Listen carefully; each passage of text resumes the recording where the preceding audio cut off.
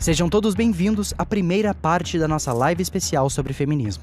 Este bate-papo foi dividido em duas partes. A primeira você assiste agora, e a segunda estreia amanhã, dia 26 de abril, às 20 horas aqui em nosso canal do YouTube. É muito importante que você compartilhe o link dessa transmissão em seus grupos de WhatsApp e Telegram. A equipe Brasil Paralelo agradece. Fique agora com a nossa live especial, O que as feministas realmente querem, parte 1.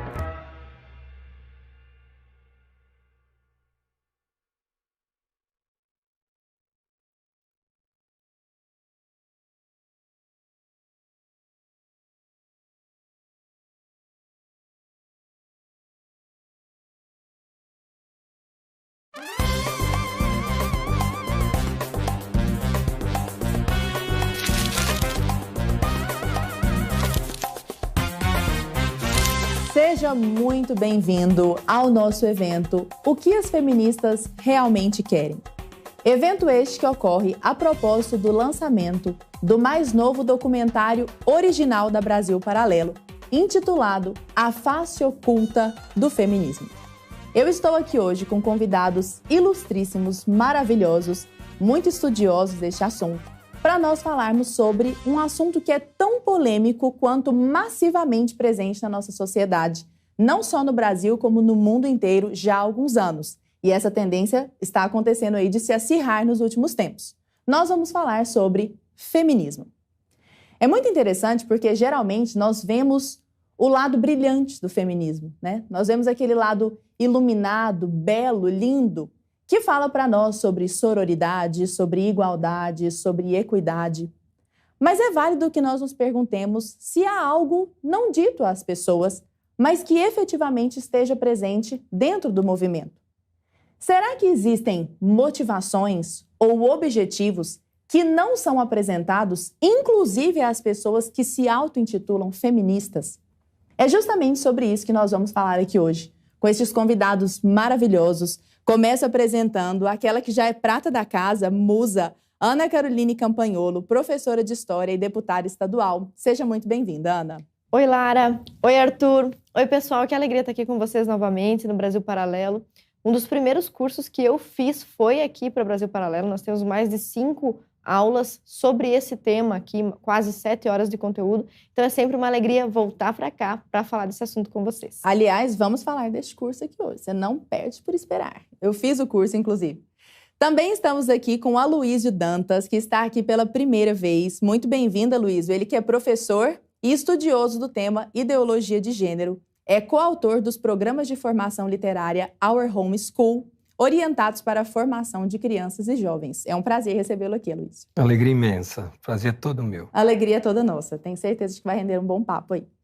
Estamos aqui também com Ludmila Lins, juíza e professora, presente aqui hoje no evento. Esteve conosco recentemente no Contraponto, né, Lud? É um prazer recebê-la aqui. Que bom vê-la. Eu que agradeço pelo convite. É um prazer meu estar aqui com você, Lara, e estar aqui fazendo parte aqui desse lançamento. O prazer é todo nosso. E estamos também com Guilherme Freire, não poderia ser mais prata da casa, né, Gui? Guilherme Freire, diretor do documentário e professor de filosofia. Seja muito bem-vindo. Muito obrigado, Lara. A alegria é toda minha. Estou uma mesa ilustre aqui. Então, tá ilustre mesmo, não é por nada, não. Não, espetacular. Estou muito feliz de estar falando sobre esse documentário, que foi muito empolgante de fazê-lo, de dirigi-lo, uma alegria muito grande. E como não poderia ser diferente, eu não apresentarei este programa sozinha. Falarei também com o meu querido, meu amado amigo Arthur Morrison, com o qual eu divido a bancada do programa Conversa Paralela, que você provavelmente conhece. Mas eu quero saber por que é que o Arthur não está aqui. Arthur, você está me ouvindo? Onde você está?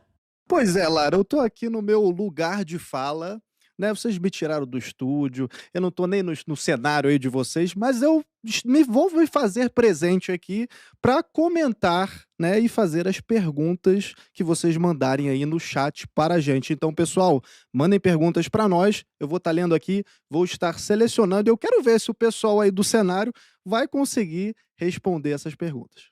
Colocaram o Arthur no devido lugar de fala dele. Pessoal, muito bom isso, adorei, ficou sensacional. Pessoal, e para quem está nos assistindo aqui agora, saiba que neste exato momento, você que é membro da Brasil Paralelo, de qualquer um dos planos, Seja aquele plano mais em conta de R$10, seja o maior de todos os planos acesso total, você já pode, neste momento, acessar o nosso novo documentário original, intitulado A Face Oculta do Feminismo. E a propósito do lançamento deste documentário, a BP tem um presente para você. Nós estamos liberando um desconto de mais de R$250 para você assinar aquele que é o melhor de todos os nossos planos, o Plano Acesso Total. Como o próprio nome diz, ele é um nome autoexplicativo. Assinando o Plano Acesso Total, você poderá ver todo o conteúdo da Brasil Paralelo. Desde aquele conteúdo presente na nossa plataforma de streaming, então filmes devidamente comentados, muitos pelo Guilherme Freire, né? Então existe toda uma contextualização ali a respeito daquele filme, uma análise daquele filme. Programação infantil, para que você aperte o play sem medo e deixe suas crianças assistirem a todos os programas escolhidos a dedo ali pela Brasil Paralelo, documentários, podcasts, e você também poderá acessar, dentro deste mesmo plano, Plano Acesso Total, todos os cursos presentes na Brasil Paralelo.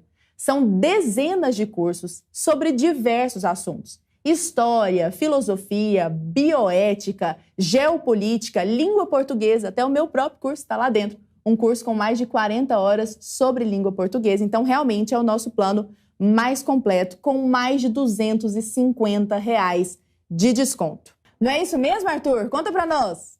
E lembrando que esse documentário ele está exclusivo para os nossos membros assinantes, para todos os membros assinantes, desde o Plano Patriota até o Plano Acesso Total. Só que esse desconto é somente para o Plano Acesso Total, onde você libera 100% do conteúdo da Brasil Paralelo. Agora vamos ver o trailer e entender um pouco mais sobre a face oculta do feminismo? Roda aí, produção.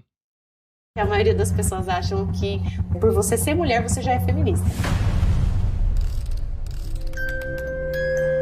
Ela é considerada a primeira feminista. Ela ficou conhecida por causa do seu livro, As Reivindicações dos Direitos das Mulheres.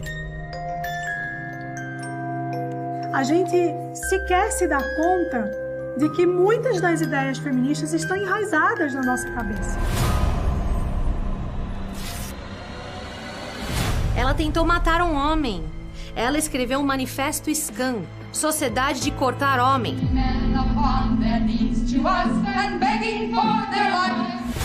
Mas as mulheres esqueceram que com a liberdade vem a responsabilidade. Je ne crois pas d'une manière générale en l'existence d'une nature humaine.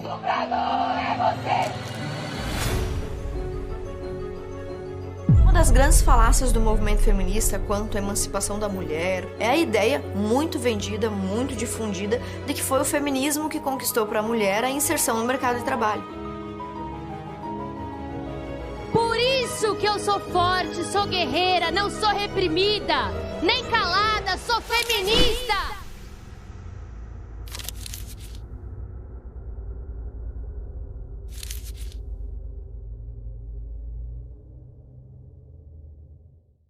Você acompanhou aí o trailer do nosso novo documentário. E para quem caiu aqui de paraquedas e não sabe disso, o membro do Acesso Total, aquele que tem o Plano Acesso Total, pode ver dezenas de cursos que estão dentro da plataforma da Brasil Paralelo. E um destes cursos é sobre a história do feminismo. Um curso que tem mais de 7 horas. Eu assisti a este curso e ele me descortinou uma série de coisas, Ana. Eu pude perceber como você teve cuidado, assim, de criar uma sequência lógica, mostrar desde as protofeministas, trazendo trechos da literatura de fato. Então, assim, ó, não são vozes da minha cabeça, né? Isso realmente está neste livro, veja, eu vou ler aqui para você, e é aquele livro todo marcado. Eu vi como você se dedicou àquele curso.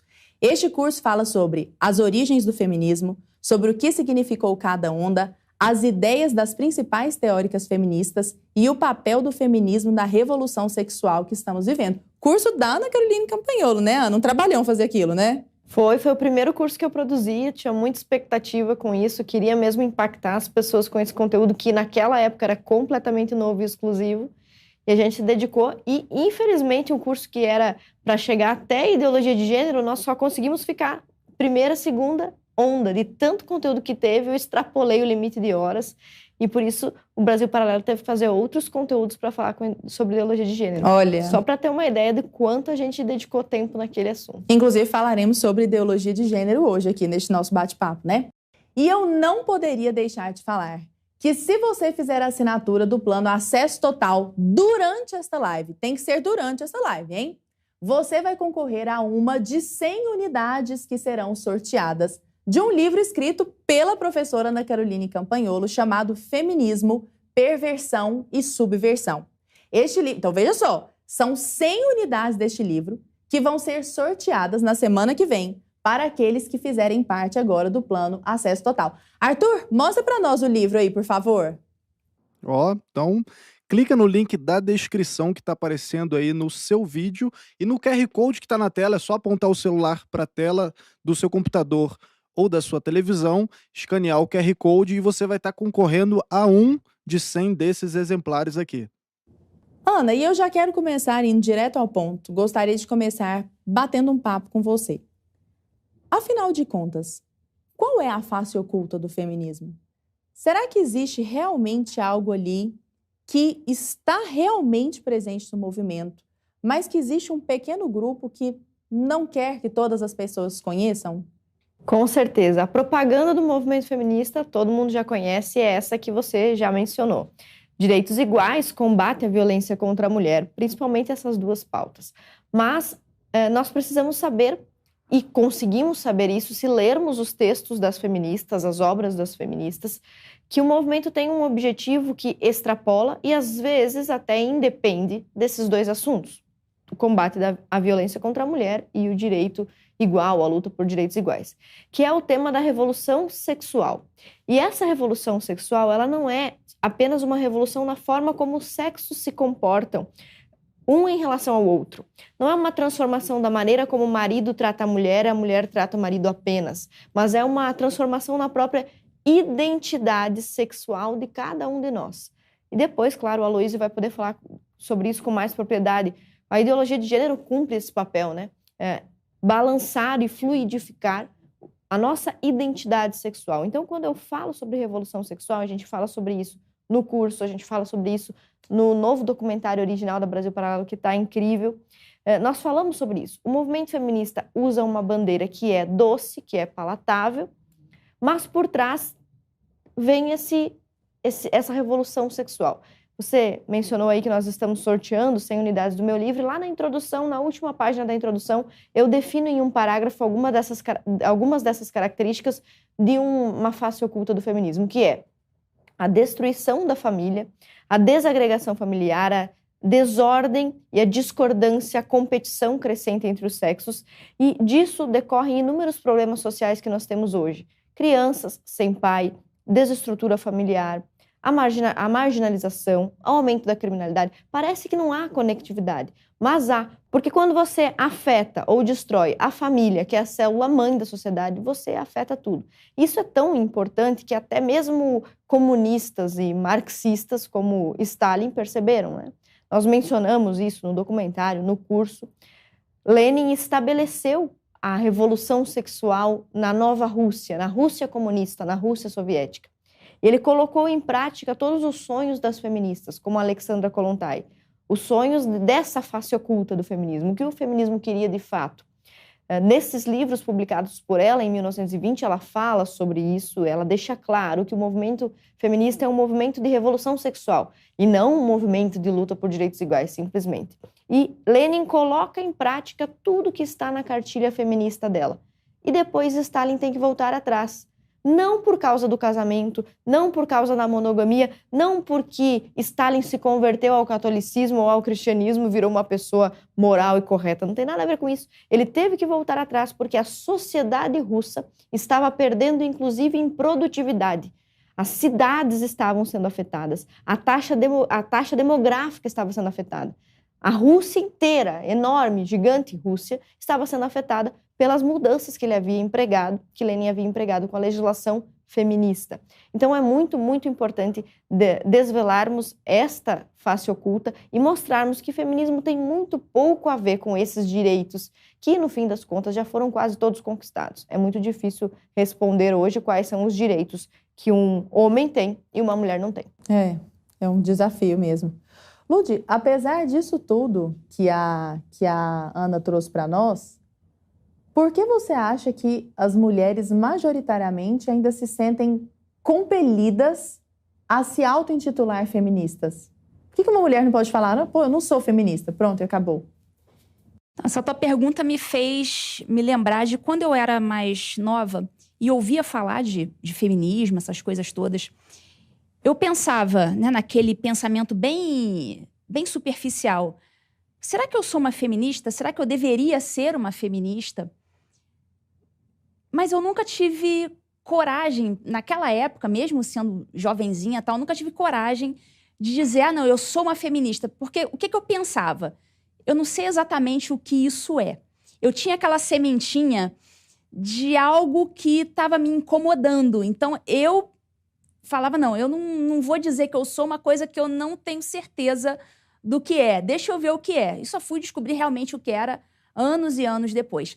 Só que essa minha conduta não me parece ser uma conduta muito corriqueira entre as mulheres. Esse espírito investigativo, né? O espírito investigativo, aquela pressa em se encaixar em alguma caixinha, em se enquadrar em alguma categoria. Graças a Deus eu nunca tive essa pressa. Só que eu sei que isso não é um comportamento comum. As pessoas, geralmente, as pessoas têm pressa de terem seus grupinhos, de terem as suas patotas. É o que o professor Olavo chama de o imbecil coletivo, né? Que é aquela coletividade de pessoas que ficam ali até de inteligência mediana ou superior, que estão ali, umas imbecilizando as outras, aplaudindo umas às outras, ainda que estejam falando as maiores barbaridades. Então, esse espírito do coletivismo, da tentativa de ser aceita em grupinhos, essa necessidade de pertencimento a um grupo, me parece que isso é um dos fatores que fazem com que as mulheres queiram urgentemente se enquadrar, se rotular, colocar um post-it na sua própria testa, dizendo, eu sou feminista. Então, a partir desse momento, é como se o mundo se abrisse para elas, como se as portas se abrissem, como se elas passassem a ser imediatamente vistas como pessoas empáticas, como pessoas de bom coração, como pessoas elevadas, né, elevadas espiritualmente, e conseguissem ali algum reconhecimento social. Vão conseguir muitas se inserir em determinados grupinhos, em determinadas patotas, e, consequentemente, muitas acabam se valendo disso politicamente, porque elas acabam criando um problema, ou problemas, no plural, problemas que não existem, para vender soluções. Então, isso, na verdade, é uma das facetas, né? Mas eu acho que a maioria acaba dizendo que é feminista por influência da mídia, para se sentirem incluídas na patotinha, serem aplaudidas por alguma coisa, porque as pessoas acabam tendo essa necessidade de autorrotulação, né? Como o adolescente. O adolescente, normalmente tem essa necessidade de pertencimento. Eu sou do grupo do emo. Eu sou do grupo, sei lá, do cabelo colorido. Eu sou do grupo que faz TikTok, dancinha. O jovem, isso é coisa de adolescente. Então é lamentável a gente ver adultos nessa condição de querer se autorrotular, colar post-it na testa, se rotulando de alguma coisa que não sabe nem o que é. Você acha, então, que é um movimento mais emocional do que racional, assim, inicialmente? Sem dúvida. Inicialmente, a pessoa entra nessa achando que está sendo racional. Ela está se achando muito inteligente. Então, ela fica ali na superficialidade. Ela, não, eu sou feminista porque hoje em dia eu uso calça comprida por causa do feminismo. Hoje em dia eu voto por causa do feminismo. Hoje em dia eu trabalho por causa do feminismo. Então, ela fica ali só na superfície, aquela coisa do sentimento mesmo. Ela realmente não investigou aquilo a fundo, nem por um minuto da vida dela. Mas ela repete aquilo porque aquilo é muito raso, é um discurso muito fácil, né, facilmente absorvido pelo organismo. Elas digerem aquilo e ficam repetindo, e elas percebem que, repetindo essas palavras muito fáceis, elas são aceitas. E aí é que entra a mágica da coisa. Sendo aceitas, elas às vezes não têm muito o que oferecer. Então elas oferecem aquilo ali para serem aceitas, para terem um aconchego social.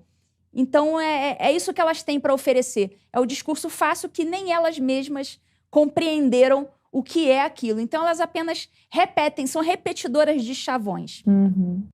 Frei e Aloísio, nesse contexto que foi tão bem mostrado pelas meninas, qual é o papel do homem? Será que ele deve apoiar as suas mulheres, suas filhas, suas amigas, as pessoas de sua convivência, suas mães, eventualmente, a se enquadrar neste movimento ou a seguir sua vida independentemente disso, né? Livres dessas amarras? O que vocês acham disso? Fiquem à vontade, qualquer um dos dois. O papel do homem é ser homem. É simples assim. Conte para nós. Uma grande dificuldade disso que a gente está tentando desvendar aqui é a falta de conhecimento. Do que ocorre? No imaginário, tanto dos homens quanto das mulheres, o que há é um simulacro que não tem nada a ver com a realidade crua do que é o movimento feminista, que Ana demonstrou tão bem lá no livro. Se o cara pegar o livro que Ana Campagnolo escreveu, são quase 400 páginas, ali você vai ter praticamente tudo que é importante. O trabalho que você fez é uma coisa assim, primorosa. Então, como ninguém entende o que é, ninguém sabe o que é efetivamente o negócio, então o cara tem uma imagem falsa e todo o comportamento dele vai ser pautado por essa imagem, esse negócio que é falseado. Isso tanto dos homens quanto das mulheres. E aí, veja, a população brasileira, nós sabemos que é majoritariamente conservadora. Mas eu percebo que há meio que uma esquizofrenia. E essa esquizofrenia, a causa da esquizofrenia, por assim dizer, é exatamente a falta de compreensão das coisas. Ao mesmo tempo que boa parte da população, a maioria, defende valores, princípios conservadores, preza pela tradição, ao mesmo tempo, as mulheres se dizem feministas. E os homens apoiam, não, ser feminista é uma coisa boa. Nós estamos falando de uma das poucas coisas que é uma unanimidade. Como você pode ser contra o feminismo? Quer dizer, é anátema. E aí, se nós fizermos, por exemplo, uma investigação histórica, quando nós começamos lá, onde você começou o seu livro, do começo da história, das proto-feministas, da Mary Wollstonecraft, não é? Que foi a primeira mulher que se lançou num debate público em resposta a um cara chamado Edmund Burke, que escreveu algumas reflexões ali, criticando a Revolução Francesa. Burke escreve as reflexões sobre a Revolução em 1790. A Revolução, nós sabemos, 1789, né? Ali em meados, a queda da Bastilha foi 14 de julho, salvo engano. Em dezembro, nós temos um discurso de um dissidente calvinista que era amigo da Mary Wollstonecraft, chamado Richard Price, que era um cara de verniz revolucionário, exaltando o que estava ocorrendo na França. Nós estamos aí na Inglaterra, em Londres. Esse cara fazia parte de um grupo liberal, digamos assim, progressista, e a Mary Wollstonecraft fazia parte também desse grupo, quer dizer, era o amigo dela. Em resposta ao discurso do pastor, do Richard Price, Burke escreve as reflexões dizendo o seguinte: isso aí não vai dar certo. Por quê? Porque eles estão negando a tradição, eles estão negando os valores, eles estão colocando todas as forças naquele ideal iluminista da razão, do progresso. Nenhuma sociedade, nenhuma instituição é capaz de sobreviver sem essas bases. E aí o que é que nós temos?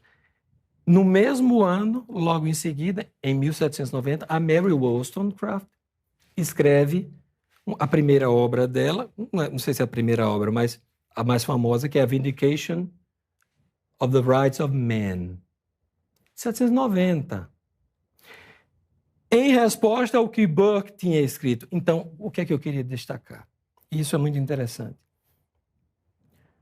A fundadora do movimento feminista, que vai escrever a pedra fundamental 2 anos depois, que é o Vindication for the Rights of Women.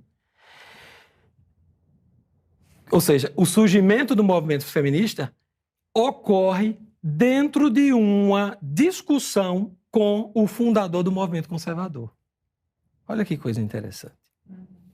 Então, o conservadorismo britânico, no caso, cujo pai é o Edmund Burke, ele está ali. O surgimento do movimento conservador britânico surge na mesma época ali, na mesma discussão do movimento feminista. Ou seja, o movimento feminista é um movimento de reação.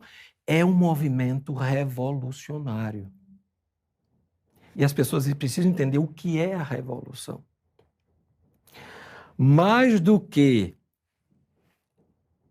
a quebra de uma determinada ordem política, econômica e social, a revolução é uma revolta contra a própria realidade das coisas. A revolução é uma revolta contra o próprio ser das coisas. Isso é a medula, isso é o DNA do movimento feminista. O movimento feminista ele está encravado dentro de um negócio maior chamado movimento revolucionário. E as pessoas precisam entender isso. Até onde vai o alcance do movimento revolucionário? Até onde pode chegar esta revolta contra a própria realidade, contra o próprio ser mesmo das coisas? E sabe onde é que ele pode chegar? Dando um salto bem grande, já chegando na ponta de lança do movimento feminista, que é o gênero. No começo ela diz, não existe mulher. No final ela vai dizer, eu não aceito ser mulher. Porque isso é revolta contra o ser. É revolta contra as coisas tal como elas são. Isso é a essência do movimento feminista. Permeado do começo ao fim pela revolução sexual. Isso, em pouquíssimas palavras, a mim me parece que isso aí é um fio condutor. Seguindo esse caminho, você vai começar a perceber as pistas do que verdadeiramente é. A verdade das coisas. Qual que é o papel do homem, Freire? O papel do homem, eu acho que, em certa medida, não muda. Ele tem que cumprir o seu papel. Se você é pai de família, ele tem que ser pai de família. Se ele é um marido, ele tem que ser um marido. Eu acho que a minha casa tem 3 mulheres. Eu já tenho 3 mulheres na casa. Ninguém tem que me ensinar a valorizar as mulheres. Eu já estou lá, eu vejo minha esposa fazendo as coisas, vejo minhas filhas. É a coisa que eu mais valorizo na vida. Agora, eu acho que muito dessa ideia de, mas porque suas filhas teriam que ser feministas, sua esposa seria... Vem dessa ideia de que o feminismo tem 2 faces para mim muito claras, eu acho que vem. Quando você questiona no debate público contemporâneo, o que é o feminismo? São os direitos iguais, como a Ana falou, são os direitos iguais e a mulher não ser atacada. Então todo mundo tem que ser feminista, porque isso é bom senso e isso é óbvio. Mas, na verdade, quando você lê os livros das autoras feministas, tem uma série de premissas nessa história. Nós temos temas como destrabalho, temas como a reprodução, sair do corpo, do sexo, a desconexão do sexo biológico, sexo nascença, que você não nasce mulher, você se torna mulher. Nós temos várias premissas de revolução, nós temos premissas das mais variadas emancipações sexuais, temos todo tipo de transformação social possível. Inclusive, fazendo um documentário, eu tinha uma preocupação muito grande que era de ser fiel às obras. Um curso da Ana era, porque, na verdade, já é elucidador demais qual é o conteúdo. As pessoas realmente não sabem qual é o conteúdo do que é a teoria feminista de fato. Agora, seria muito doido eu falar assim, vamos chegar lá em casa, eu sou pai, né? E agora eu vou ensinar minhas filhas que é para subverter a figura paterna e desconstruir a família. Seria, no mínimo, um pouco exótico da minha parte querer fazer um projeto desse. O que eu acho que muitas pessoas entram nessa seria na linha de que elas não entendem que esse outro lado é associado ao projeto e elas não veem consequências que vêm, mas a nossa vida, em grande parte, é pautada por filósofos que já morreram. Nós somos influenciados por ideias de tempos que nós não imaginamos. Então, a pessoa, na verdade, ela entra nessa questão social, que é para fazer parte de um grupo, que é para ter tudo isso, mas ela vai ter essa bagagem. Eu vi uma vez um vídeo muito bom, uma pessoa que falava, olha, você pode não saber quem é Judith Butler, mas Judith Butler sabe quem é você.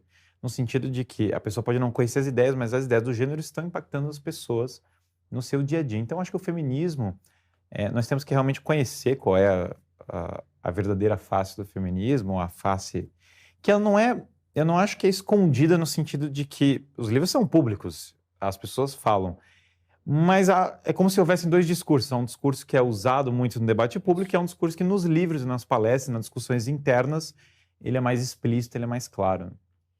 Pois é, exatamente nesse sentido, eu estou pensando aqui agora, eu já fui professora de adolescentes, né, durante muitos anos, eu estou pensando nas minhas alunas e em tantas outras que neste momento podem estar nos assistindo. Meninas que têm aí 20 e poucos anos, ou quaisquer idades, mas majoritariamente essas mais jovens.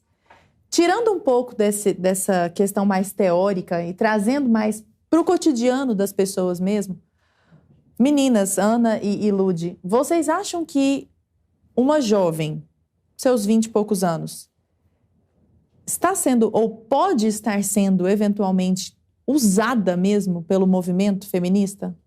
Se você me permite, eu acho que dá para responder essa pergunta, inclusive fazendo uma conexão com essa pergunta que você fez para os meninos, né? Qual o papel do homem?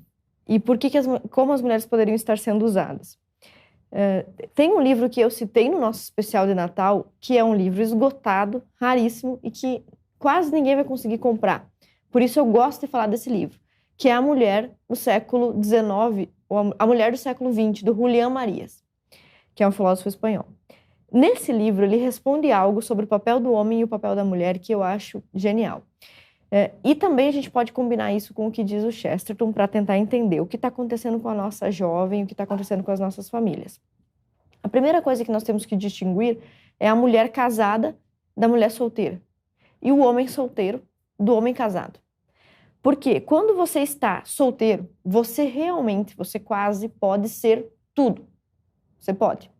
Alpinista, astronauta, pianista, artista, advogado, largar tudo que você tem e virar um mochileiro, virar nas montanhas. Você pode. Mas há algo que conecta profundamente homens e mulheres quando eles se unem. E esse algo é a diferença entre eles. Eu queria que quem está nos assistindo em casa tentasse refletir isso e para tentar entender o que diria Chesterton e Julián Marías se estivessem aqui conosco nessa conversa. Uma bola, ela tem dois lados, o de dentro e o de fora. Qual é o mais importante? O lado de dentro ou o lado de fora? Imagine uma bola sem o lado de fora e uma bola sem o lado de dentro. Sem o lado de dentro, ela não é uma bola. E sem o lado de fora, não serve para nada. Então, o homem e a mulher, e o papel do homem e o papel da mulher, ele serve nessa analogia. A mulher sempre esteve do lado de dentro da bola, como diz Chesterton. Ela sempre defendeu esse espaço, que era o espaço interno. E o papel do homem era estar do lado de fora da bola. Aí a gente cria uma dicotomia entre o comportamento de quem vive para o privado e o comportamento de quem vive para o público. Essa sempre foi a diferença entre o homem e a mulher, já dizia Chesterton. E qual era o papel do homem? Foi perguntado aqui para o Luiz, o Freire e eles responderam, mas eu acho que dá para complementar isso. Qual era o papel do homem? O papel do homem era, no público, expandir os interesses do privado. E o papel da mulher era trazer as conquistas do público para o privado. Então você tinha uma combinação. O homem, ele sempre foi um grande apoiador da mulher, embora se diga o contrário. Para que uma mulher pudesse ser mãe, ela precisava ser apoiada pelo homem. A Simone de Beauvoir, que nós vamos conversar e falamos sobre ela no documentário, inclusive, no livro dela, onde ela fala, a biologia não é um destino, né? Nós temos que fugir do destino biológico. Ela faz uma análise no início do livro dela, O Segundo Sexo, só sobre reinos animais, analisando a biologia. E ela fala aí sobre como as rainhas, abelhas, dominam a colmeia e tudo mais. E quando ela fala sobre esse livro, ela fala sobre vários destinos biológicos e diz que nós, seres humanos, por sermos mais inteligentes do que todos os outros animais, podemos fugir do nosso destino biológico. O homem, no entanto, sempre teve a sua relação atrelada da mulher. Qual é o destino biológico da mulher? Ter filhos. Para que isso se realize, para que a mulher se realize, ela precisa da ajuda do homem para que isso seja mais fácil. Porque uma mulher grávida com 3 crianças pequenas não poderia sobreviver no mundo, não conseguiria trabalhar, ela poderia ser comida por um predador e coisas poderiam acontecer. Então, o papel do homem sempre foi apoiar a mulher. Ele sempre apoiou a mulher. Existem homens agressivos e violentos que são usados como desculpa para o movimento feminista existir. Mas o homem sempre apoiou, e prova disso é o que diz o Chesterton sobre o papel do homem e o da mulher. E na vida dessas adolescentes nós já vamos chegar lá. Os homens sempre apoiaram. Chesterton diz o seguinte: nós iríamos apoiar o direito ao voto feminino se nós víssemos que nossas mulheres querem votar. Mas a minha mulher não está pedindo para votar. E eu me encontro com os meus amigos e as nossas mulheres não estão pedindo para votar. As mulheres que estão pedindo para votar, dizia ele lá em 1910, é um grupo de. Se todas as mulheres estiverem pedindo, os homens vão conceder. E a prova disso é o feminismo de hoje. Como é que pode os homens serem tão subservientes a um movimento que os ataca tão profundamente? Recentemente, no parlamento, eu, deputada mulher, tive que defender um vereador homem dos ataques de uma outra política mulher, porque absolutamente nenhum deputado homem e nenhum vereador homem defendeu aquele homem. Então, quando as feministas falam sobre um homem que não apoia a mulher, um homem que quer prejudicar a mulher, que quer perseguir a mulher, de qual homem específico elas estão falando? É algum homem específico, porque não é o homem em geral. O papel do homem sempre foi apoiar a mulher, e ele sempre fez isso. E agora está fazendo de novo. Então, quando a mulher diz assim: eu não quero lavar louça, eu não quero cuidar das crianças, eu quero trabalhar fora, e vamos desconstruir tudo, e todes, e ideologia de gênero, e vamos acabar com a monogamia, o homem vai apoiar esse movimento e vai se favorecer dele. Na política eu aprendi uma coisa: quando alguém é muito mais forte do que você, não adianta você lançar uma flecha naquela pessoa. Se você estiver numa distância de poder muito grande com essa pessoa, ela vai virar o jogo a seu favor. Se os homens realmente são tão superiores às mulheres, eles vão virar o jogo. E como estão as mulheres que há 30 anos atrás estavam pedindo sexo livre e desregrado? Essas mulheres que há 30 anos atrás estavam pedindo sexo livre e desregrado, hoje, 30 anos depois, estão reclamando dos homens que as abandonam com seus filhos e não registram as crianças na certidão de nascimento. Então, o papel do homem, que sempre foi apoiar a mulher, ele deve ser repaginado para que a mulher tenha novamente a liberdade de perceber qual que é a sua natureza. A natureza do peixe é nadar, a natureza do pássaro é voar.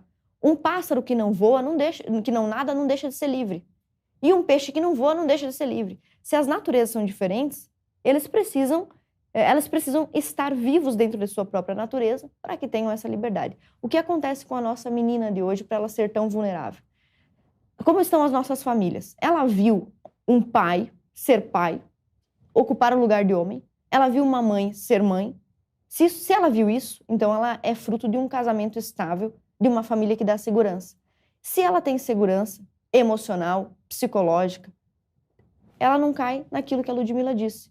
Primeiro grupo que apareceu, eu vou entrar. Eu preciso desse grupo. Então, a nossa adolescente vive hoje esse dilema e essa tremenda insegurança psicológica e social também em decorrência do próprio feminismo. Julián Marias dizia o seguinte: nunca se escreveu tanto sobre a mulher, nunca se falou tanto sobre o que é ser mulher, nunca se especulou tanto sobre a liberdade da mulher e nunca se teve, ao mesmo tempo, tantas mulheres infelizes com sua própria situação. Eu não quero ser saudosista, até porque eu não vivi naquela época, mas a gente pode procurar na literatura da Antiguidade ou na literatura da Idade Média se homens e mulheres estão infelizes em serem homens ou mulheres. E não existe essa literatura. Eles podem... As pessoas passavam por dificuldades, pobreza, miséria, fome, peste, mas ninguém estava perdido. Você tinha uma pessoa centrada, porém com dificuldade, pobre, doente, miserável, mas era uma pessoa centrada. Hoje você tem, como disse a Ludmila, adolescentes e jovens que têm iPhone, que têm videogame, que têm casa, que têm comida, que não estão doentes, que têm pai, que têm mãe e que estão perdidos. O cara está perdido, ele é psicologicamente vulnerável, ele é triste, ele é deprimido, ele é traumatizado, ele está sofrendo uma série de problemas. Por quê? Ele não sabe o seu lugar. E as pessoas acham que ser tudo, esse é o lema do feminismo. Você pode ser o que você quiser. Se alguém me dissesse, quando eu era criança, que eu podia ser qualquer coisa e tudo, eu ia entrar em pânico. Pô, não tem um norte para me ajudar? Me diz o que poderia combinar mais comigo para me dar uma orientação. O que o nosso jovem está vivendo hoje é, bom, se eu posso ser tudo, e se eu posso ser qualquer coisa, por onde que eu vou começar? Eu falaria para minha filha, adolescente, filha, comece pela sua condição biológica. Você tem altura para ser jogadora de basquete? Não, então não pode ser. Seus dedos são longos, bem longos, que nem os da mamãe? Então quem sabe dê para tocar piano. Bom, se você é baixinha, talvez você não possa jogar vôlei, mas quem sabe você pode jogar futsal. Outra condição biológica que você tem, você enxerga bem? Né? Você corre bem? Outra condição biológica, você é homem ou mulher? Se você é homem ou mulher, o que é mais fácil para você fazer? O que você gosta mais? Como o movimento feminista vem destruir tudo na nossa identidade, e esse é um assunto importante que a gente trata no documentário original do Brasil Paralelo, o jovem está perdido. Bom, eu posso ser de secretária, alpinista, pianista, deputada, posso ser qualquer coisa, eu não sei o que eu vou ser. Então, como eu não sei o que eu vou ser, e eu tenho que ser alguma coisa imediatamente, eu vou entrar para um grupo. E a gente cai naquilo que a Ludmila estava dizendo. Tem algo a acrescentar, Lud, a respeito dessa adesão massiva dos jovens, principalmente das jovens, né, mas dos jovens também, ao movimento? Tem, em relação à adesão massiva, até complementando um comentário que você tinha feito anteriormente a respeito da utilização das mulheres. Quem está usando quem, né? O homem está usando a mulher, elas estão sendo utilizadas para alguma coisa. Isso tem até uma explicação histórica do que aconteceu de utilização real de mulheres para este movimento. Na verdade, é um movimento revolucionário, e mais especificamente, dentro do movimento revolucionário, movimento comunista mesmo. Nós tivemos, no início do século XX, com o Lenin, ele estimulou mesmo, historicamente, ele estimulou. A gente tem registros disso da Terceira Internacional Comunista, a Comintern. Ele estimulou realmente que as mulheres fizessem parte desse movimento comunista. Havia, até a Ana citou ainda há pouco, a Alexandra Kollontai, que era uma comunistona histórica, né, amigona lá do Lenin. Ela já ela já tinha essa vibe de tentar conectar as mulheres para esse movimento e tudo mais. E ela mesma, não sei se a Ana concorda com isso, ela mesma foi, a meu ver, utilizada ali politicamente pelo próprio Lenin para trazer aquelas mulheres, não para o feminismo, para o empoderamento, mas para o movimento comunista revolucionário. Então, o Lenin, ele, naquela época, né, era a época da Primeira Guerra Mundial, e os homens estavam lá na guerra, estavam morrendo e tal. Então, o Lenin precisava de força de trabalho feminina para as fábricas, para ocupar lá o chão de fábrica, né? Então, ele precisava mesmo da mulher como força de trabalho. Então, ele precisava desse movimento, ele precisava usar mesmo este movimento em favor dele, em favor da política. Então, ele estimulou esse empoderamento feminino, não porque ele gosta pra caramba das mulheres, porque ele é empático, porque ele é bonzinho. Porque ele precisava dessa mulherada, não só no chão de fábrica, já que os homens estavam lá morrendo na guerra, como ele precisava também duplicar o movimento comunista internacional. E nada melhor para duplicar do que, em vez de ter só homem, você chamar também a mulherada. Com isso, a mulherada que estava fora da política, ela foi estimulada a entrar na política. Porque com isso, imediatamente, você já praticamente duplica a quantidade de pessoas no movimento revolucionário comunista mundial. E foi isso que aconteceu, isso foi estimulado na Comintern, em todas as internacionais comunistas, nessa especificamente. E daí a coisa começou a realmente ser utilizada politicamente. Não me parece que as mulheres tenham percebido, de repente talvez as mulheres líderes do movimento, mas, enfim, as mulheres ali do chão de fábrica, me parece que elas não perceberam isso. Elas foram, sim, usadas e continuaram sendo usadas ao longo das décadas. E chegamos até esse estágio que nós estamos hoje. O que foi mudando foi o modo de se usar, né? A mulher, exatamente. Onde alocar essa mulher e de que maneira usá-la a favor do movimento. Lara, me permite, isso que a Ludmila está falando está publicado num livro que entrevistou Trotsky, não Lenin, mas Trotsky fez uma análise sobre a Rússia depois da aglutinação de mulheres ao movimento, enfim. Tem um livro chamado Trotsky e as Mulheres. Esse livro traz uma série de entrevistas onde o próprio Trotsky fala sobre a resistência de muitas mulheres russas em aderir ao movimento. E ele fala sobre muitas coisas. Ele fala, por exemplo, como o movimento utilizava a escola e a educação pública para afastar as crianças russas, não somente de seus pais, mas de sua religião. Ele fala isso claramente nesse livro. Nós estamos afastando as nossas crianças russas do mito da criação Nós estamos desconectando elas de qualquer ideia de Adão e Eva, de que Deus tem alguma relação com o homem, para tirar delas também a noção de pecado, isso está dito nesse livro. Mas uma parte que cabe aqui perfeitamente com o que a Ludmila disse, perguntaram ao Trotsky sobre a adesão das mulheres, inclusive fizeram várias perguntas, até muito inteligentes. Estão dizendo por aí que os comunistas fazem mal às crianças e tal. E numa das respostas que ele deu nesse livro, está tudo documentado, Trotsky e as mulheres, ele diz, olha, nós estamos enfrentando uma forte resistência dentro das casas, porque os maridos já estão filiados aos partidos comunistas, porém as mulheres são naturalmente religiosas.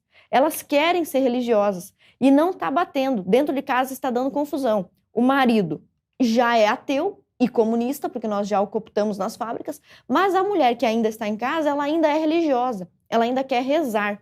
E isso está dando problema. O Trotsky disse isso. Então, hoje você vê o movimento feminista falando sobre si, sobre o próprio movimento, como se ele fosse de uma adesão espontânea, voluntária e natural. E foi o contrário. Na própria Alemanha, na própria Rússia, que é uma Rússia comunista soviética, as mulheres resistiam. Elas podem até ter aderido à revolução por causa da fome, por causa de não quererem os seus filhos e maridos lutando na guerra, que afinal o lema do Lenin era tirar a Rússia da guerra e tal, né, acabar com a fome. Exatamente. Elas podem ter aderido à revolução do ponto de vista econômico, mas o próprio Trotsky, que seria o sucessor, sei lá, natural de Lenin, contava que as mulheres dentro de casa estavam criando confusão, elas queriam manter a religiosidade.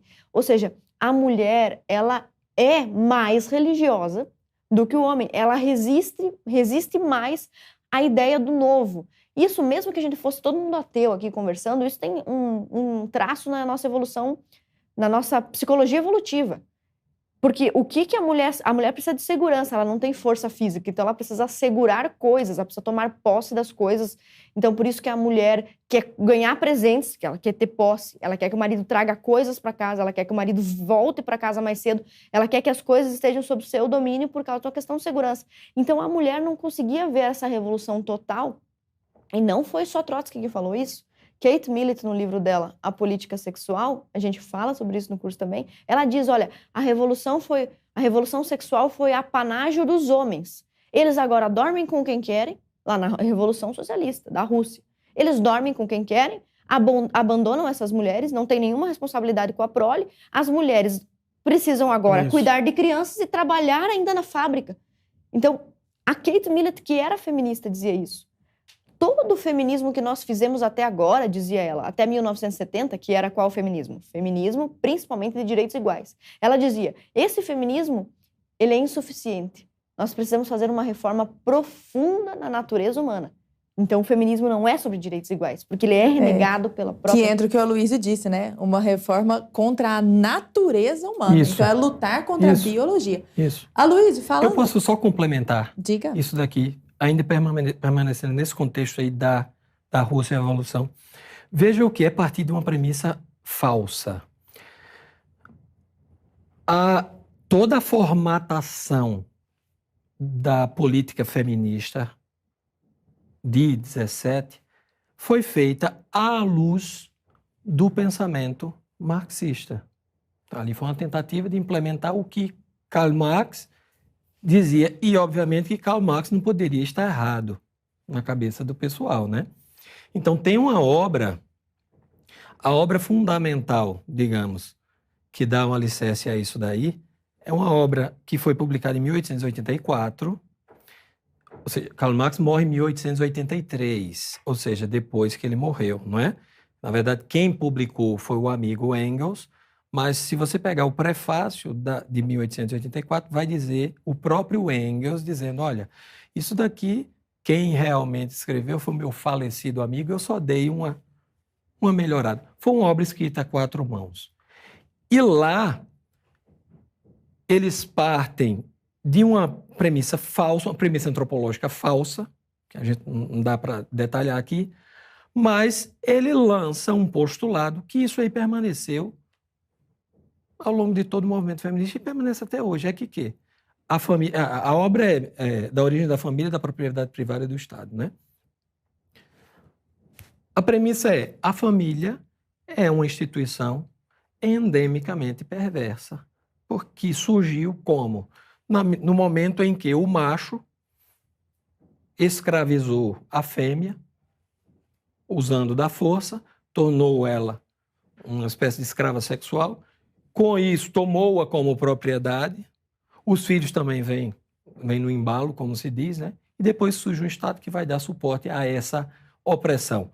O macho disse, fique em casa que eu vou brigar com as feras lá fora, passar os perigos, ou seja, a divisão do trabalho. Surge a propriedade, a divisão do trabalho, surge a desigualdade. A família é a origem de toda a opressão, da desigualdade. Isso foi colocado em 1884, nesta obra, e ele diz, aí é simples, tudo fica fácil.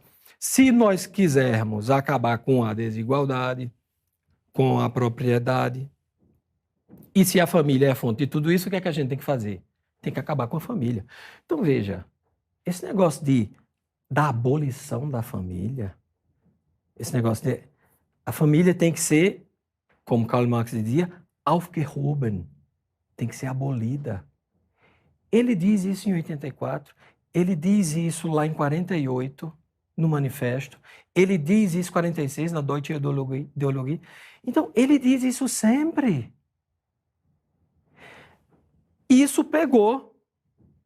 Se você pega todo o fio condutor da cultura marxista, você vai ver que isso é lugar comum.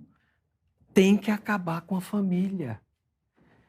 Em 17, os caras levam isso a sério e um dos motivos para tirar a mulher de dentro de casa é este. Enfraquecer os laços familiares. E não é teoria da conspiração, está escrito. Isso está tudo lá. A Alexandra Kollontai escreve lá em 1920, o comunismo e a família. Você cita isso no livro.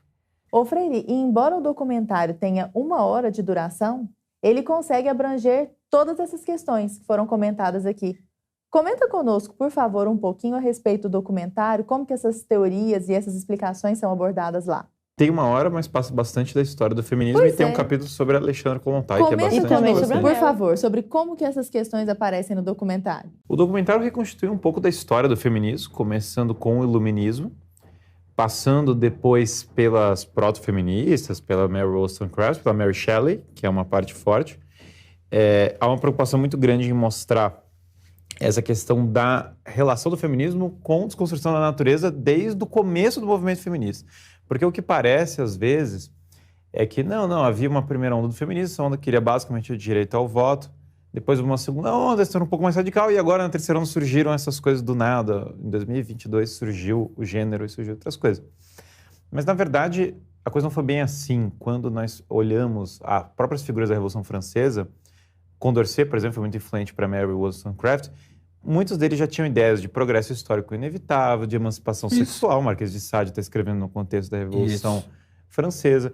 Muitos deles tinham, e nós mostramos bem a Mary Shelley, tinha todo um comentário sobre a mudança da natureza humana, que é o livro do Frankenstein, que aparece de maneira proeminente no documentário. Que é filha de Mary Wollstonecraft. Que é filha de Mary Wollstonecraft com o Godwin, que é basicamente um revolucionário.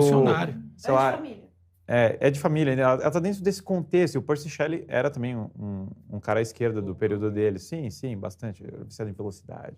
Ele e o Lord Byron gostavam de umas coisas exóticas e o Percy Shelley gostava de experimentos com energia elétrica, porque eles tinham essa obsessão de que nós, de algum modo, íamos mudar o corpo humano e a tecnologia nos emancipar das nossas limitações. Isso vai passando pela história do feminismo, e nós mostramos na Rússia essa obsessão, mas passa também pelo feminismo americano, por todo esse movimento progressista, que foi em grande parte que ganhou, porque o marxismo-leninismo, com toda a sua influência, que todo espalhou, nós vemos hoje que o progressismo americano, que é muito engraçado, ele tem um paralelo muito grande com o socialismo fabiano britânico, que é esse caminho do socialismo lento, do socialismo gradual e tal. Inclusive, a gente fala da Conferência Cênica Falls, que foi uma marca importante, que justamente traz esse lado.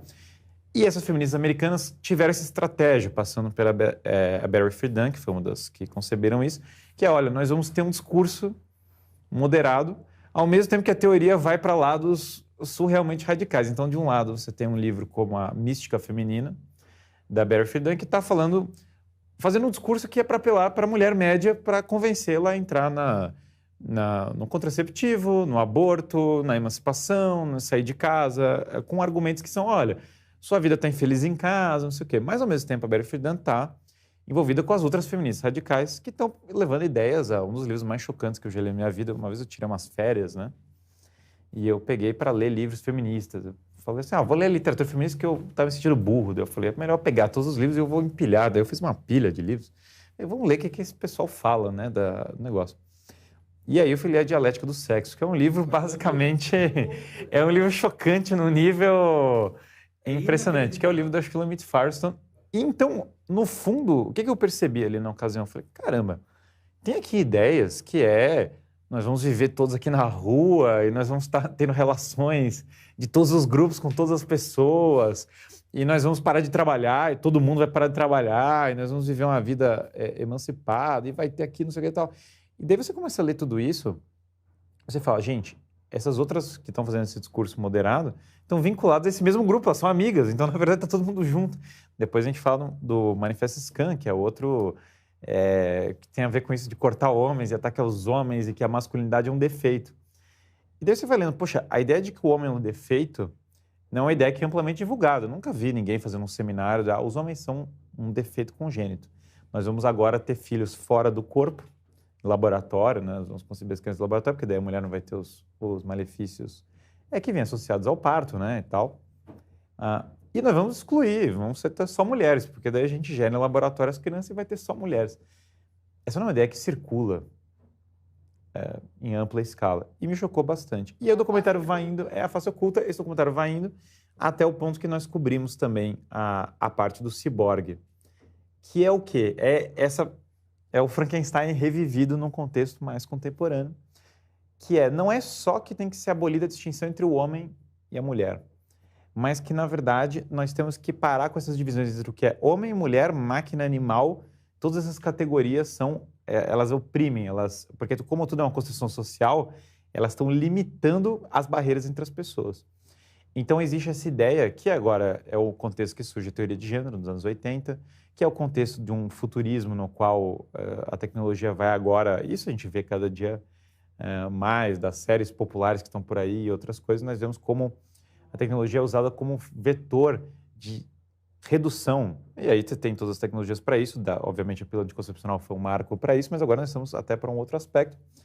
E aí nós entramos no Judith Butler, que é uma figura-chave, que é a teoria de gênero, que é toda a parte que está em alta agora, até o contexto contemporâneo. Então, o documentário passa todas essas etapas, e aí nós terminamos e nós falamos assim, essas ideias de hoje, elas não são fruto do acaso, elas não são algo que apareceu do nada, elas são fruto de toda essa construção histórica, são 300 anos, contando o iluminismo, né?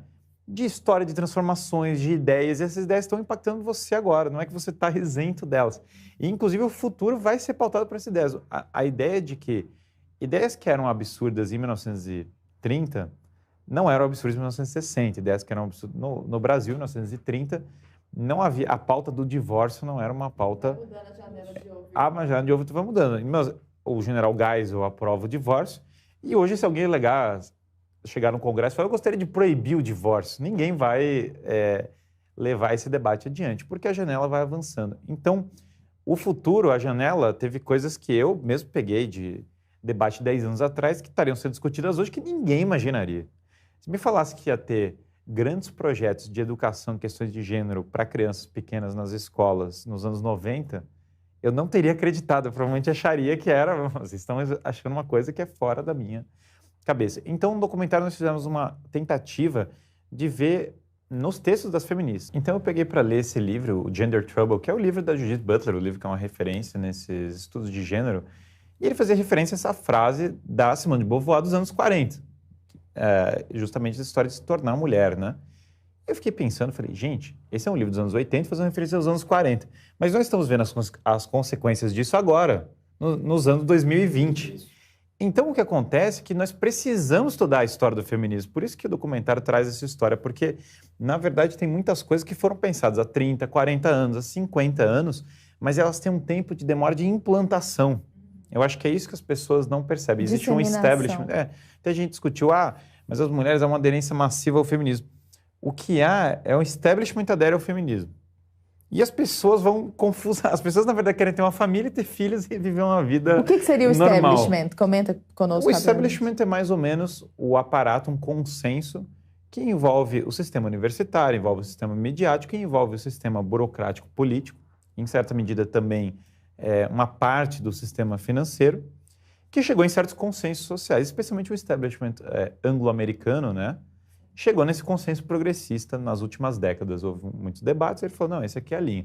Que ele tem as sementes disso desde a época do iluminismo, já germinava, o 19 já era forte, mas foi crescendo. Lembrando que os Estados Unidos teve uma era progressista em 1900. É muito engraçado como esse movimento sufragista, na época era chamado da era progressista, foi a época que se discutiu a criação da ONU, e era uma época que o feminismo bombava. Inclusive, os Estados Unidos teve o presidente Woodrow Wilson, que era um presidente progressista. Eu cheguei a ver, tem um filme do começo do século XX, filme americano, que ele tem é um filme meio racista, um negócio deplorável, né? E que ele termina com a ascensão da mulher feminista, que é um filme chamado Cimarron. Então é muito peculiar, porque existe uma estranhíssima associação ali, no caso, no contexto do Partido Democrata, que engloba aspirações do movimento feminista, nesse contexto de era progressista, com o racismo, que era uma herança do Partido Democrata. Associações muito peculiares, mas que você vê em 1900 e pouco. Essas ideias estão hoje influenciando a nossa cultura e, claro, o curso da Ana é excepcional nesse ponto, ele faz a Constituição, ela também está no documentário de maneira muito preeminente, né? Tá brincando com a Ana, editando documentário, estou ouvindo sua voz aqui, tem vários computadores aqui tocando ela aqui, mas acho que é muito importante as pessoas, para entender o presente, elas têm que conhecer essa história, né? O negócio ficou tão assustador que o Arthur até sumiu. Arthur, meu querido, você tá por aí? Olha lá. Que é isso, Arthur? O que tá acontecendo, meu querido? Eu não tava no meu lugar de fala, peraí. Ó, deixar meu livro aqui que eu já garanti o exemplar, tá? Deixar aqui no cantinho. E eu já tô selecionando umas perguntas, recebi uma ótima aqui, só um segundo. Vamos ver, ó. Pergunta aqui do Horácio Marenco. Vamos lá. Por que as feministas costumam expor o próprio corpo nas manifestações, se reclamam por respeito e contra o assédio dos homens? Ô Campanholo, você consegue responder essa pra gente? Oh, Jesus. Justamente eu que me visto como uma crente da Assembleia de Deus me faço perguntas sobre roupa, é dificuldade. Bom, mas o movimento feminista ele é essencialmente contraditório. Aliás, a teoria revolucionária, nós conservadores, nós procuramos lógica nas coisas, mas o fato de você tentar conectar causa e consequência é um comportamento reacionário. O revolucionário, ele não age dessa forma. E não é somente com a roupa, né? Então vamos lá. Já vou chegar na questão da roupa, mas olha, o movimento feminista que quer, segundo lembrou aqui o nosso amigo Guilherme, acabar com a reprodução dentro do corpo. O movimento feminista que quer o direito de matar os próprios filhos, que é assassinar bebês, deu a isso o nome de direitos reprodutivos, que é justamente quando você não reproduz. Poliamor. O movimento feminista deu à falta de amor o nome de poliamor, que na verdade o nome correto seria polissexo. E todo mundo que é casado ou se apaixonou alguma vez na vida sabe que uma das maiores provas de amor na humanidade, é você se casar com uma pessoa e dormir exclusivamente com essa pessoa. Isso é uma prova de amor, que está atrelada ao sacrifício, à fidelidade. Isso é amor. Dormir com quem você quiser, a hora que você quiser, aí é falta de amor. Então não seria poliamor, seria polissexo. Com as roupas acontece absolutamente a mesma coisa. Bom, primeiro que todo movimento revolucionário, agitador, ele tem que causar impacto. Então, como é que os revolucionários russos, soviéticos poderiam causar impacto? Poderiam colocar fogo, na França poderiam derrubar a Bastilha, na Rússia poderiam sabotar as máquinas, colocando peças para as máquinas quebrarem. O movimento feminista poderia, nós temos até uma comédia grega, Lisístras, em que é uma comédia, é engraçada, onde o dramaturgo, ele conta que as mulheres, para se rebelar contra os homens que estavam em guerra, pararam de fazer sexo com eles. E por que é irônico isso? Poxa, os caras estão em guerra, não há mesmo como fazer sexo com eles, eles não estão aqui. Então há toda uma crítica, é muito engraçado esse livro, Lisístrata, da revolta das mulheres gregas, enfim, que foi escrito lá pelo século 5. O que o movimento feminista quer com essa questão do corpo? Primeiro, obviamente, é vulgarizar o corpo. E exatamente como o Arthur disse, como o Horácio perguntou, veja como não há conexão. Existe uma parte do movimento feminista que luta contra a pornografia. Existe um, né, que é contra a objetificação da mulher. Mas mesmo aquelas pessoas que dizem, nós temos inclusive artistas brasileiras famosíssimas, né, se é que dá para chamar de musicistas e de artistas, mas enfim, cantoras famosas, que expõem o corpo o tempo todo e depois combatem o assédio. É o mesmo sistema daquilo que nós estávamos falando agora, Lara. Prega o fim do casamento, o fim da monogamia, a irresponsabilidade no sexo e depois reclama que 5 milhões de crianças no Brasil estão sem o nome do pai na certidão de nascimento. A pergunta do Horácio é maravilhosa e não é bem uma pergunta, é só uma constatação da verdade. O movimento feminista, assim como todo movimento revolucionário, ele é autocontraditório. E nisso se sustenta o próprio movimento. E veja, quanto mais o movimento, as mulheres vulgarizam a sua roupa e o seu comportamento, e quanto mais as mulheres são tratadas como objeto, mais o movimento feminista tem uma justificativa para existir. O homem e a mulher, eles se comportam de forma espelhada. Foi muito legal isso que o Aloysio trouxe aqui pra gente ao mencionar o livro do Engels. Porque ele falou assim, a propriedade privada começou a partir do momento em que a mulher e o homem se juntaram num sistema monogâmico. Esse mundo feminista que o Freire citou, que ele leu no livro da Sheila Bitts Firestone, inclusive tem um vídeo muito engraçado da Márcia Tiburi dizendo que ela sonha com um mundo onde todos somos hippies, vivemos pelados, uma coisa muito engraçada. Mas tinha acabado de ler o livro, foi. Tá uma conexão tudo. Eu acho que ela acabou de ler. Veja, esse mundo feminista, matriarcal, aonde é que ele está na história? Aonde que existiu esse mundo? Em que mundo as mulheres podem, em que mundo uma mulher que é essencialmente algo bonito, todos os homens acham as mulheres bonitas, eles querem ver uma mulher pelada. Em que mundo as mulheres vão sair peladas e os homens não vão achar isso bonito? Em que mundo? Somente no mundo onde mulher não é mulher e homem não é mais homem. Então tem sim uma característica de afronta, que é de afrontar a própria natureza humana, e também a característica militante. Quanto mais as mulheres se comportarem de forma vulgar e promíscua, mais os homens vão se aproveitar disso. E quanto mais os homens se aproveitarem e objetificarem as mulheres, mais o movimento feminista tem motivo para continuar existindo. Eles sempre vão continuar dizendo. Exatamente. Então, sim, como é que podemos acabar com o número de mães solteiras que sozinhas precisam lidar com pais que abandonam seus filhos? Incentivando o casamento, a responsabilidade, o papel paterno, o papel materno, incentivando o casamento. Não, elas não querem isso. Então é objetivamente e propositadamente contraditório. Faz parte da estratégia. Posso pegar um gancho aqui no que a Ana falou? Pegando o gancho nessa coisa da contradição do movimento feminista. Tem uma técnica, diria, uma técnica de controle da mente, de controle comportamental, que o professor Olavo explica no Jardim das Aflições, que se chama técnica da estimulação contraditória, que é uma das formas de destruição das inteligências. Então, o movimento feminista me parece que é utilizado como uma forma de manipulação, de controle de massas, de controle mais especificamente das mulheres, e de uma forma que faz com que as inteligências dessas mulheres sejam totalmente degeneradas, justamente porque elas são obrigadas a defender coisas que são contraditórias entre si, mutuamente excludentes, como esse exemplo que eles citaram, que a Ana citou. Então, o exemplo, por exemplo, que a Ana citou de cantoras famosas, né, que fazem shows seminuas e tudo mais, as feministas, ao mesmo tempo, elas falam da objetificação da mulher e, ao mesmo tempo, elas aplaudem essas mulheres. Então, ali, imagina o que não acontece lá dentro da mente dessas mulheres. A coisa... elas não conseguem perceber, mas elas têm a inteligência totalmente degenerada.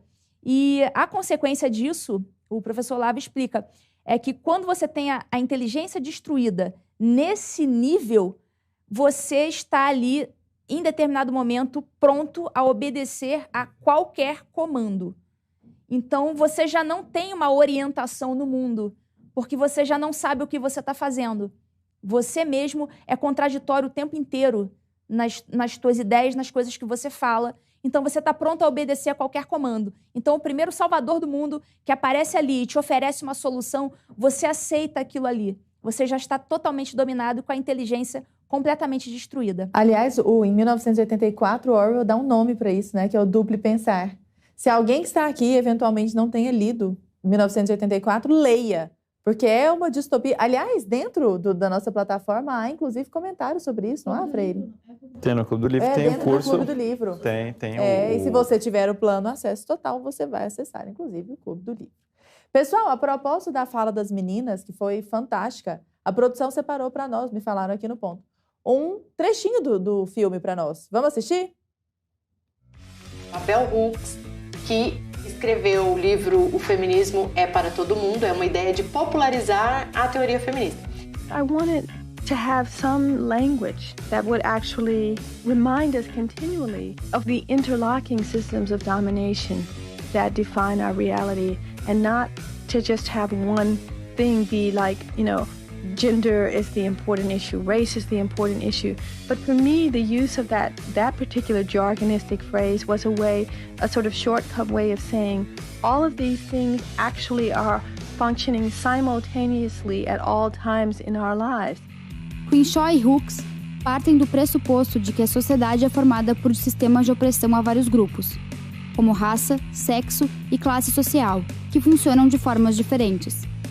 When I say intersectionality, I'm being quite literal. I'm referring to the idea that racism, sexism, classism, homophobia, ableism, ageism, they're like deep grooves in our society. If you think of it as roads traveling north to south, east to west, and the traffic is the discrimination, the things that come rolling through. It's a dangerous place to live, to be near a highway or near an intersection where there's a lot of traffic. Some people live in intersections.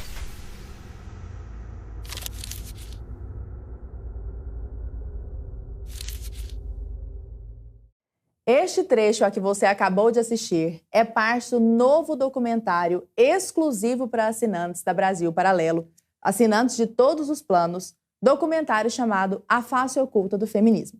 E lembrando que a Brasil Paralelo está oferecendo a você um mega desconto, um baita desconto de mais de R$250 para que você assine o nosso melhor plano, o plano Acesso Total.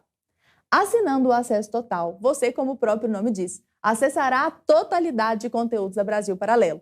Tudo que está ali dentro da plataforma de streaming, então todos os filmes, documentários, podcasts, comentários, muitos deles feitos, inclusive pelo Guilherme Freire, a respeito dos filmes.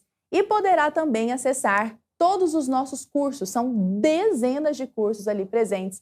Temos curso da História do Feminismo, da Ana Campanholo, temos curso do Guilherme Freire sobre simbolismo e tantos outros cursos ali dentro, inclusive o meu curso de Gramática Normativa da Língua Portuguesa, que tem mais de 40 horas de duração. Eu, particularmente, aqui uma questão muito pessoal, eu sou fã do Núcleo de Formação. Eu adoro o Núcleo de Formação. Já fiz inúmeros cursos ali e, assim, eu sempre falo isso, né? Antes de ser apresentadora ou qualquer coisa da Brasil Paralelo, eu sou fã da Brasil Paralelo. Então, eu sou heavy user, eu realmente consumo tudo aquilo que está ali dentro. Tenho cadernos e cadernos de anotação e percebo como aquele conhecimento me fez ter uma percepção mais integral da história e da sociedade de maneira geral. Muito obrigado por ter assistido a primeira parte da nossa live especial sobre feminismo. Este bate-papo foi dividido em duas partes. O segundo episódio estreia amanhã, dia 26 de abril, às 20 horas aqui em nosso canal do YouTube. Não esqueça de aproveitar a nossa promoção exclusiva para essa live. Assinando hoje até a meia-noite, você recebe R$200 de desconto em nosso melhor plano, o Acesso Total, e ainda concorre a uma cópia do livro Feminismo e Subversão, da autora e professora Ana Campanholo. Basta clicar no link da descrição deste vídeo e assinar agora. Até breve.